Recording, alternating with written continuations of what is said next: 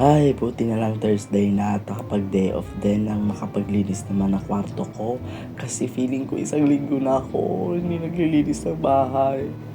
Kaya ngayon nga lang ako nagka-time maglinis ng bahay, todo ko na. Inayos ko rin pala itong nasa wall ko kasi natatanggal talaga, nakadikit naman siya. Matagal na din siya dyan sa dingding, kaya nga lang natatanggal. Tapos binabalik ko na naman, natatanggal, binabalik ko na naman. Guys, by the way nga pala guys, lahat na nakikita nyo dyan sa kwarto ko ay nandyan lang sa TikTok ko. Kaya pala medyo makalat ako kasi nga medyo masama pakiramdam ko kagabi, kaya hindi na ako nakapaglinis. Hindi ko pala akalain na kaya ko palang mabuhay mag-isa. Yung tipong pag-uwi mo, hindi mo naiisipin kung anong iuutos sa'yo. Pero kidding aside guys, masarap pa rin talaga yung kabataan. Yung tipong hindi mo iisipin anong ulam, anong pagkain ngayon o bukas. Ngayon kasi nag-iisahan ako, ang hirap talaga kung anong uulamin ko bukas o mamayang gabi. Sa part na yan, naka-times love kasi, pero sumasaya talaga ako.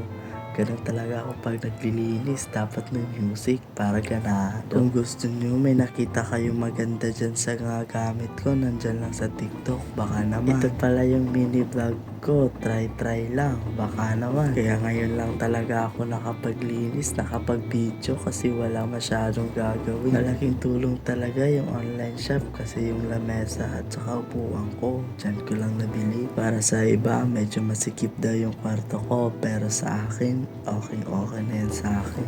Hindi rin pala ako nakapaghugas kagabi kasi nga masama talaga pakiramdam ko, kaya ngayon na muna ako maghuhugas. Dati gusto kong lumaki para may work na at magkapera, pero ngayon nakailang arrange na pala ako dito sa kwarto ko, pero ito lang ako na-satisfy. Hindi ko pala na-play yung part na naglilinis ako ng pinto, pati pinto pala pinunasan ko kasi nga maraming alikabok. Wala kasi na lumipat ako, hindi ko pa napupunasan yung pinto at saka pala yung bintana. Kaya pala sinipag ako maglinis kasi nga ito pala yung una kong mini vlog, kaya ginanahan ako. Nagandahan pala ako dito sa lagayan ng mga anik-anik ko kasi ang tibay niya. May pandikit naman siya, matibay, pero kahit papano nilagyan ko pa rin siya ng stick glue, baka sakali. Mula pala nung lumipat ako, hindi ko pa napupunasan yung bintana ko, kaya medyo maalikabok pa. Kaya kinuskus ko na din para matanggal talaga yung alikabok. Thankful talaga ako kay ate kasi binigay niyo to sa akin na room. Kasi yung nag-upa dati bago ako gustong bumalik, buti na lang nakuha ko kaagad. Bago pa lang talaga ako dito sa inuupahan ko, kaya hindi pa masyado maayos.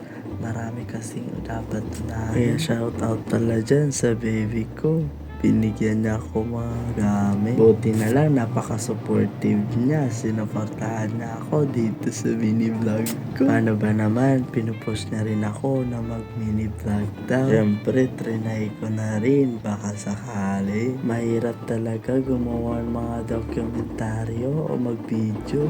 Isama mo pa yung mga voice recording. Ang hirap, mahasil pala. Pero kahit pa paano, nag-i-enjoy naman ako. Hindi pa ako masyadong satisfied, kaya inulit ko na lang pinunasan. Sobrang daming alikabok pala at ang kapal na pala ng alikabok sa likod, kaya pala nangangati ako.